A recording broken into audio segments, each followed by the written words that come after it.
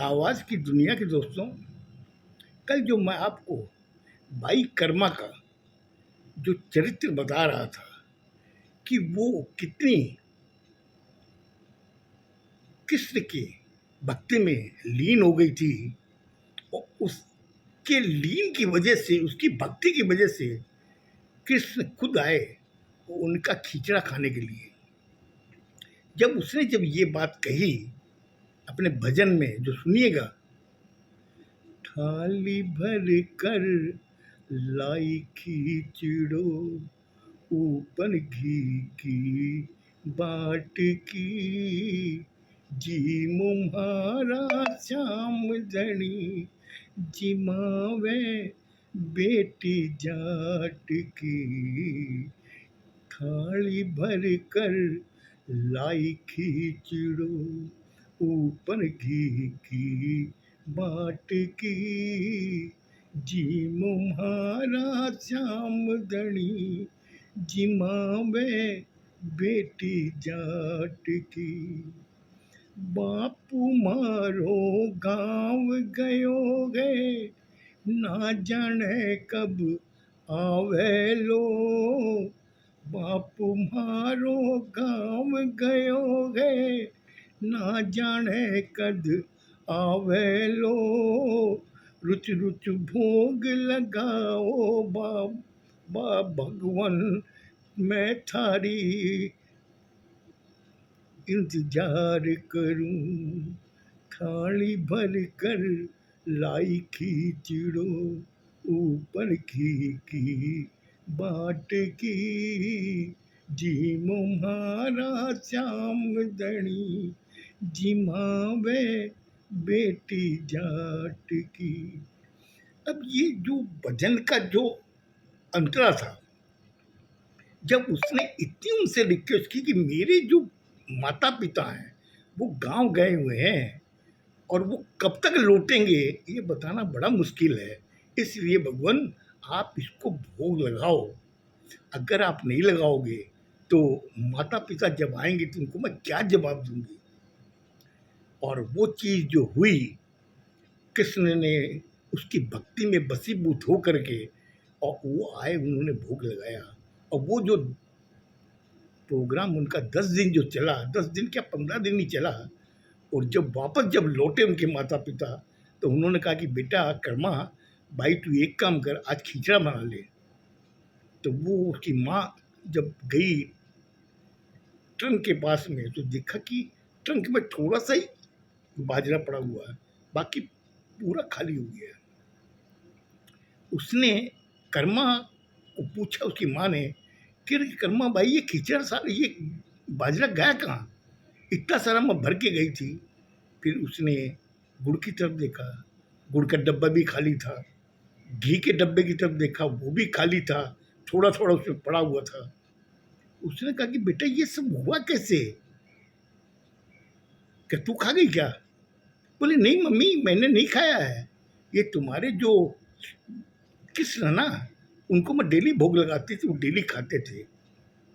जब कर्मा बाई ने जब ये बातें बताई अपने माँ बाप को तो माँ बाप भी आश्चर्य हुए कि ऐसा तो कभी नहीं हुआ हमारे जीवन में, क्यों कि हम तो हमेशा से भोग लगाए हैं। 2 मिनट या 3 मिनट रखने के बाद में वापस ला के उसी खिचड़ी को हम लोग खाते हैं, उसका भोग समझ करके। लेकिन ये कह रही है कि वो खाते हैं। बोले रुके, आपको विश्वास नहीं हो रहा ना, मैं आपको दिखाती हूँ। वो जो बचा हुआ बाजरा था उसको कूट करके उसमें गुड़ और घी डाल कर खिचड़ा बनाकर जब लेके आई और भगवान के मंदिर के सामने उन्होंने रखा, रखने के बाद में कहा कि मम्मी पापा आप यहाँ खड़े रहो, अब देखिए मैं अपनी ओढ़नी की आड़ दूंगी, वो देखिए खा लेंगे। उसने जब आड़ दी, कुछ देर तो वो लोग ऐसे ही मूर्ति बने हुए देखते रहे। फिर बाद में माँ ने क्या किया कि उसकी ओढ़नी की आड़ हटाकर थोड़ा देखा, देखा कृष्ण भगवान प्लाथी मारे हुए उस खिचड़े को खा रहे हैं।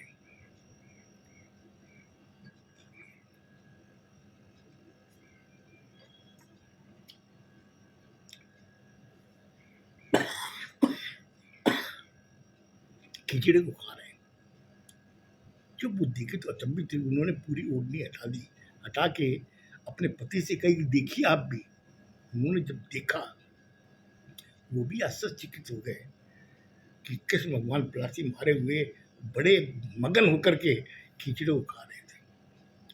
वो सारी बातें जब हिंदुस्तान घर गांव से हुई, गांव से फिर हिंदुस्तान में हुई, फिर वो पूरी जो जगन्नाथ का मंदिर है वहाँ जब ये बात पहुँची तो वहाँ के पुजारी के कानों में जब गई ये बात कि राजस्थान के नागौर गांव में, नागौर है वहाँ पे पास के गांव में एक कलवा गांव है,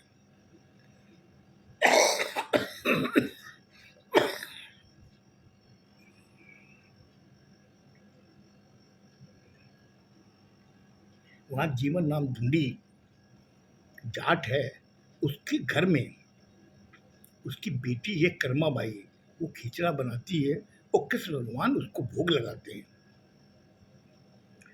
उन्होंने जब सुना तो वो जब राजस्थान के नागौर में आए, वहाँ से कलवा गांव गए, उनके घर पहुँचे, जीवन नाम ढूंढी से मिले और मिल के जब उन्होंने देखा ये वो दृश्य, वो भी अचंभित हो गए। उन्होंने उनसे आग्रह किया कि आप एक काम कीजिए, हम लोग जगन्नाथपुरी के जो मंदिर के पुजारी हैं, तो हम आपसे आग्रह करते हैं कि आप कर्माबाई को हमारे साथ भेज दीजिए। जबकि उसके माँ बाप ये जानते थे कि जब उसका गुनाह होने के बाद ही जब उसका पति गुजर गया तो कर्माबाई ने ये कहा था कि अब मैं शादी नहीं करूँगी, और वो बोली कि मैं पूरा जीवन बिना शादी के रहूँगी और मैं कृष्ण भगवान की खाली भक्ति करूँगी। इसलिए इन्होंने क्या किया कि उसको उन पुजारियों के साथ भेज दिया। पुजारी जब लेके वहाँ गए और जाने के बाद में सुबह जब उन्होंने खिचड़ा बनाया, कर्माबाई ने बाजरे का गुड़ दे करके घी डाल करके जब भोग लगाया तो देखा कि वो खिचड़ा पूरा खत्म हो चुका था, जगन्नाथ भगवान खा लिए थे। जब उन्होंने ये दृश्य देखा उनको बड़ा अजीब लगा, बोलो वाकई जो कह रहे थे सही है। वो खिचड़ा खत्म हो गया। उसके बाद में सब जितने पुजारी थे और कर्माबाई ने भी उस बने हुए खिचड़े को उन्होंने सब लोगों ने खाया। खाने के बाद में ये प्रथा चल गई वहाँ पर कि डेली सुबह खिचड़ा बनेगा और जगन्नाथ भगवान उसको खाएंगे। अब मैं आपसे ये कहता हूँ कि आप जब भी कभी पुरी जाओ जगन्नाथ मंदिर में, तो मंदिर में बहुत वहाँ पे मूर्तियाँ हैं, उसमें एक कर्माबाई की भी मूर्ति है। आप देखिएगा, गौर कीजिएगा, अगर कोई पुराना पंडित हो उनसे पूछिएगा कि यहाँ पे कर्माबाई कितने साल रही। ये जो मैं आपको बता रहा हूँ ये कहीं से मुझे मिली, इसलिए मैंने आपके सामने साझा किया। और जहाँ तक ख्याल है कि ये पौराणिक जो कथाएं हैं ना वो कहीं ना कहीं सत्य है। क्यों कि अब ये आस्था थी उस कर्माबाई की, और इधर में जब आस्था के पीछे जो चमत्कार देखा पुजारियों ने, वो जब उन्हें ले आए उड़ीसा के जगन्नाथ मंदिर में, वहाँ पे भी ये सिलसिला चला और चलने के बाद काफ़ी लोग उस चीज़ को देख के आश्चर्यचकित हो रहे थे कि क्या वाकई कृष्ण भगवान खाते हैं, जगन्नाथ भगवान खाते हैं। वो वाकई वो हो रहा था। ये आस्था थी या उनकी आंखों में वो कृष्ण भगवान अपनी दिव्य दृष्टि दे करके उनको दिखा रहे थे कि देखो भक्ति में कितना शक्ति है। आज ये कर्माबाई कितनी मन से मेरे लिए खिचड़ा बनाती है और मैं उसको भोग लगाता हूँ।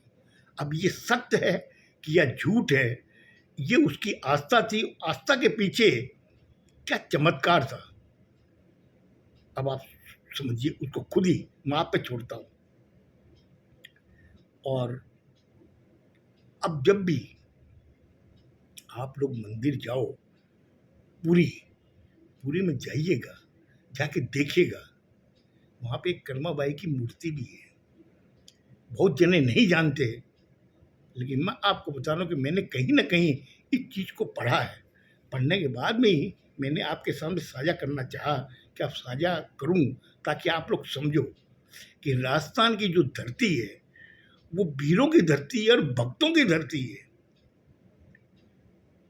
और भक्तों की ऐसी जहाँ पे कर्माबाई जैसी महिला जिसने साक्षात कृष्ण को अपने खिचड़े के लिए बुला लिया।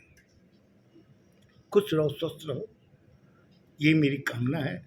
और ऐसी और भी कोई जानकारी होगी तो मैं आपको बताऊंगा, क्योंकि आस्था के द्वारा या जड़ित है ये, इसीलिए मैंने आपके सामने साझा की। खुश रहो, स्वस्थ रहो, धन्यवाद।